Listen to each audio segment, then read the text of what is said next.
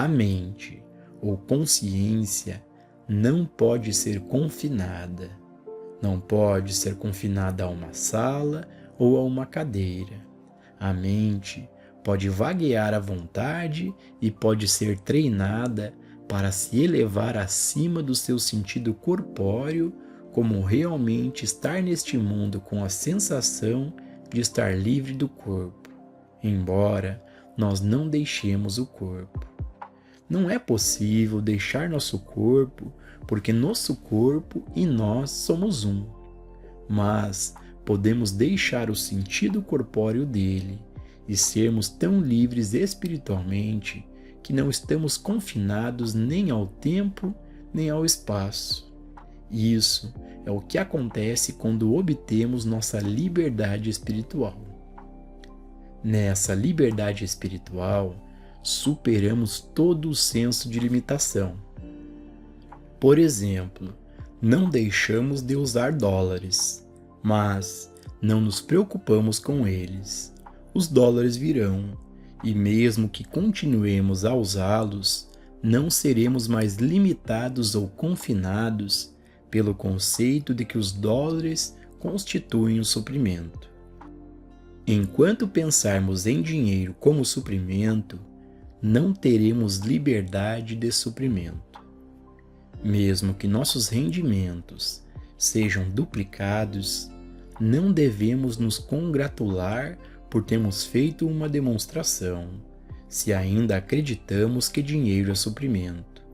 Dinheiro não é suprimento. Eu sou suprimento. Consciência é suprimento.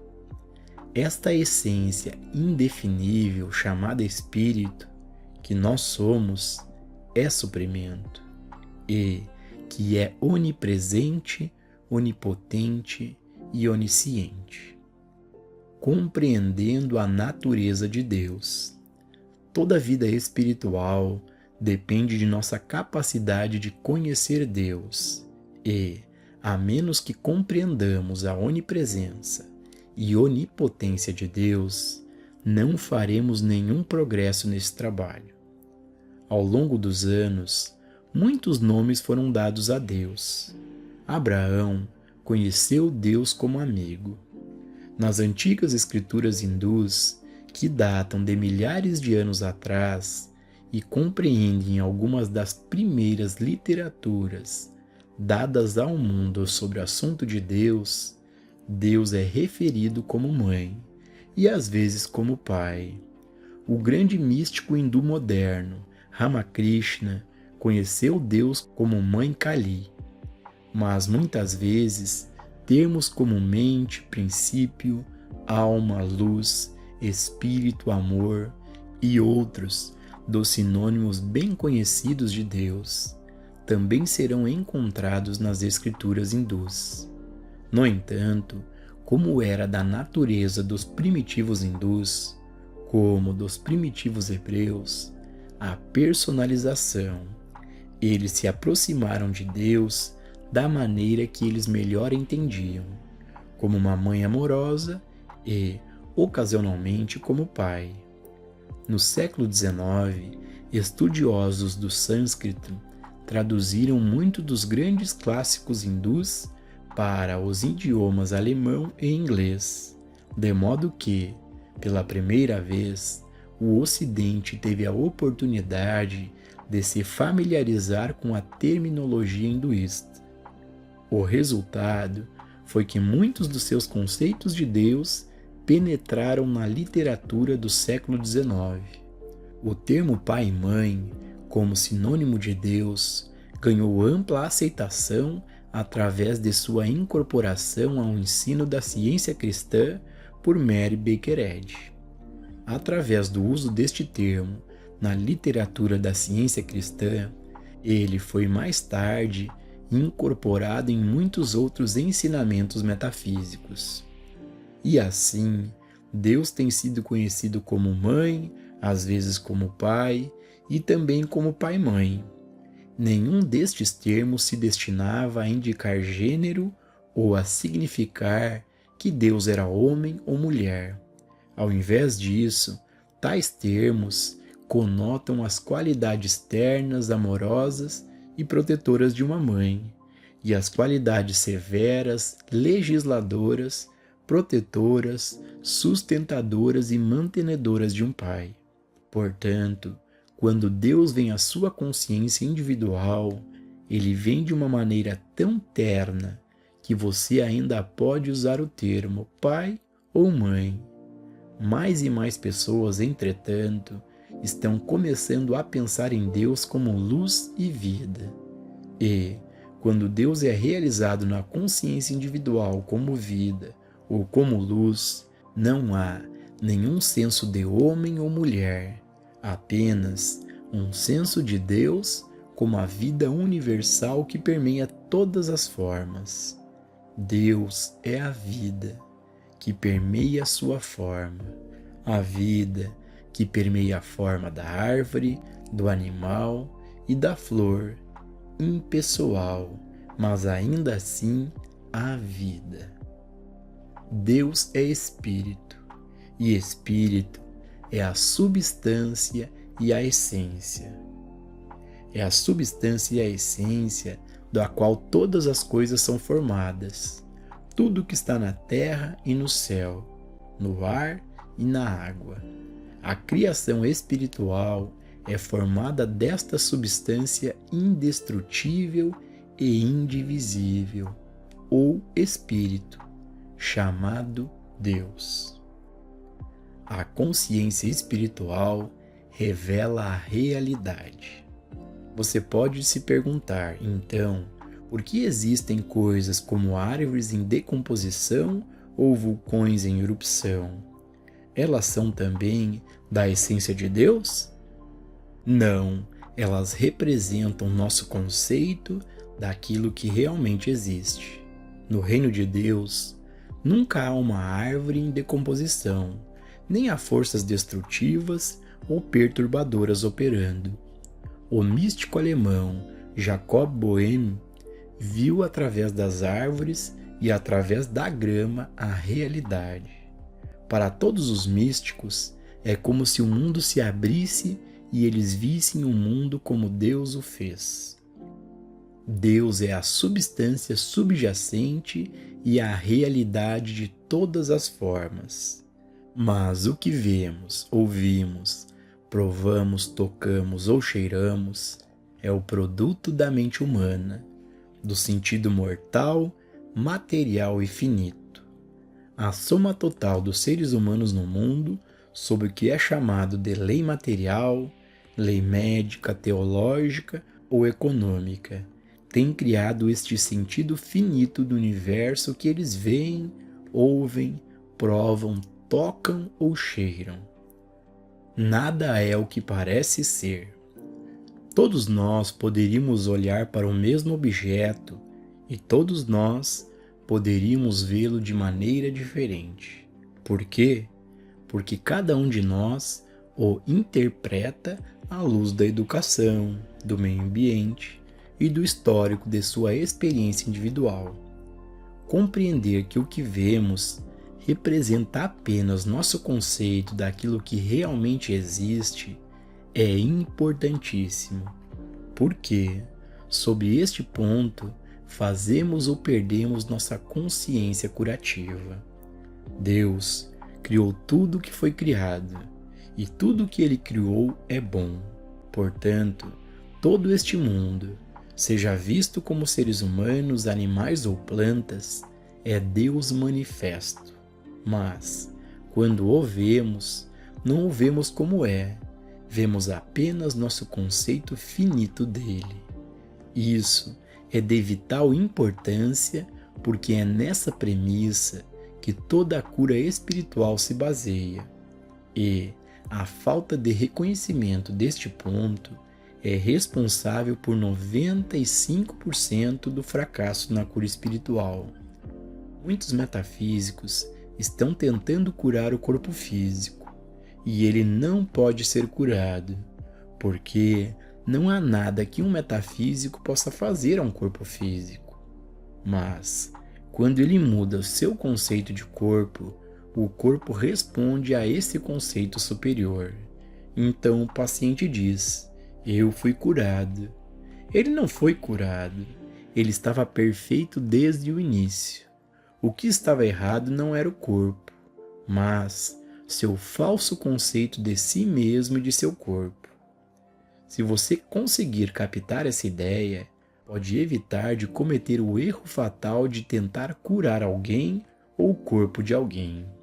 Quando vejo seu corpo através do sentido espiritual, o vejo como Deus fez. E você declarará que foi curado.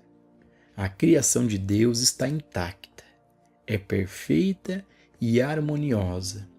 E essa criação perfeita e harmoniosa está bem aqui e agora. Mas isto não pode ser visto com os olhos físicos. Só pode ser discernido através da visão espiritual, do sentido espiritual, através da consciência espiritual ou do que é chamado de Cristo consciência. Não tente reformar a imagem externa. Quando você se depara com roubo, embriaguez ou qualquer forma de degradação, não olhe para ele, mas através dele. Não olhe com os olhos, feche os olhos ou pelo menos desvie. Olhe através do indivíduo, contemplando através de seu sentido espiritual a realidade de seu ser, e você trará o que o mundo chama de cura. Com seu sentido espiritual interior dado por Deus, olhe para o coração de cada homem e veja o Cristo. E ali você encontrará a força de cura mais maravilhosa que existe no mundo. Então, deixe seu sentimento guiá-lo. Tenha uma sensação ou um sentimento do Cristo sentado ali mesmo, no centro do ser individual. E, quando você alcançar esse Cristo, você terá uma cura instantânea. Para trazer a cura de um pecado ou doença, não se preocupe com o ser humano ou o corpo. Fique em silêncio dentro de seu ser. Sinta a presença de Deus, a presença do bem, o sentimento divino ou interior. E assim, você não será tentado a pensar em nenhuma pessoa. Não será necessário pensar no nome da pessoa que se dirige a você em busca de ajuda, em sua forma ou em sua doença. A inteligência onisciente sabe, e, portanto, quando você sentir o sentido da alma que o acolhe, você terá testemunhado uma cura. Conduzindo uma prática de cura. Na condução de sua prática de cura, tenha cuidado de não repetir presunçosamente declarações da verdade a seus pacientes, para não lhes dar belas citações das Escrituras ou escritos metafísicos, a menos que você mesmo tenha tido alguma medida de consciência dessa verdade.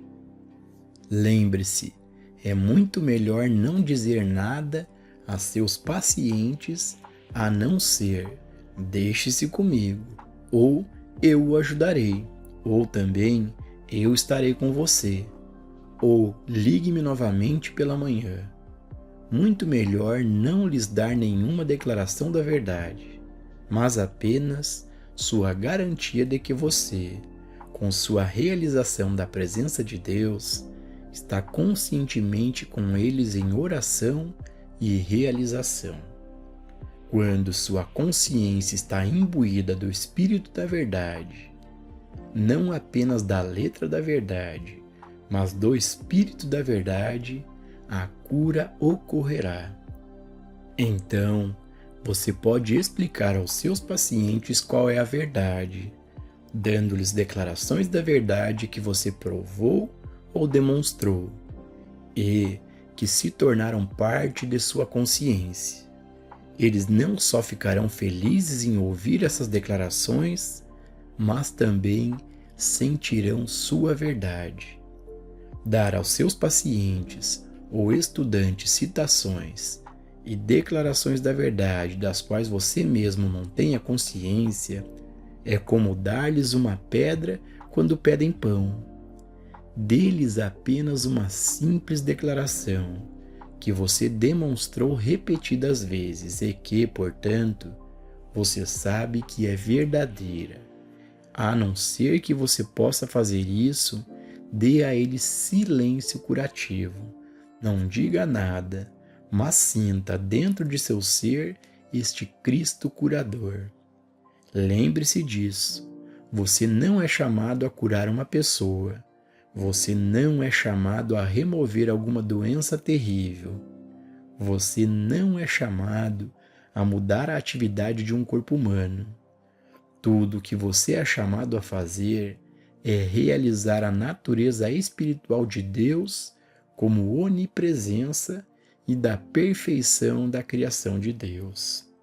Você é chamado a sentir uma presença viva, a sentir essa presença viva no centro do seu ser.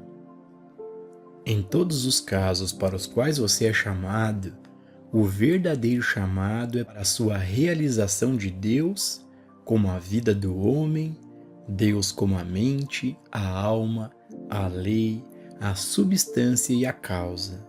Declarar essas coisas, no entanto, não constitui cura espiritual, é senti-las, é uma consciência espiritual real dentro do seu próprio ser. Não tente alcançar seu paciente. Não tente transmitir seu pensamento a um paciente. Apenas tenha certeza de que dentro do seu próprio ser você sente a verdade. Você sente a leveza. Você sente o senso espiritual de ser. Então, seu paciente responderá. Não leve seu paciente para dentro de seu pensamento. Não leve seu nome ou a natureza de sua doença ou a aparência dele.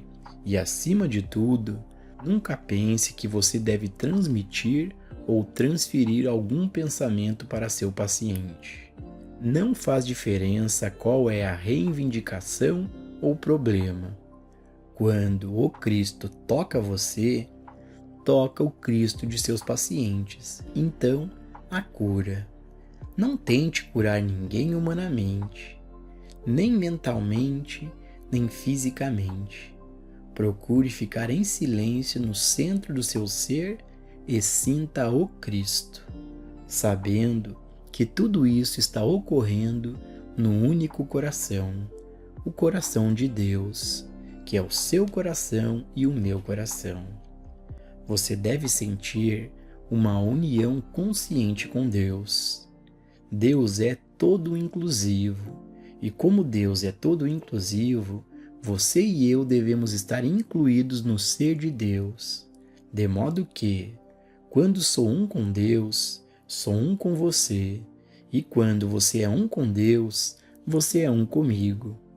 Minha unidade consciente com Deus constitui minha unidade com você e com todo o ser espiritual e com toda a atividade de Deus que está incluída em minha vida. Tudo isso são ideias divinas, cuja forma traduzimos em termos de nossas necessidades humanas. Assim, como seu corpo é o corpo espiritual de Deus, nem masculino, nem feminino, quando você toca o centro do seu ser, você toca o Cristo, que é o Cristo de cada indivíduo. Só há amor puro, espírito puro. Por causa do nosso senso humano, no entanto, as qualidades de Deus são interpretadas como masculinas e femininas. Da mesma forma, a ideia de transporte pode ser traduzida em um burro, em um avião, um bonde ou em um automóvel. Elas representam apenas conceitos humanos da ideia divina de transporte. A verdade sobre o transporte é encontrada em uma palavra: instantaneidade. Eu estou em todos os lugares, aqui, ali, em toda parte. Essa é a verdade sobre o transporte espiritual. É por isso que é tão fácil para um praticante em São Francisco curar alguém na China, quanto curar alguém que esteja fisicamente presente com ele.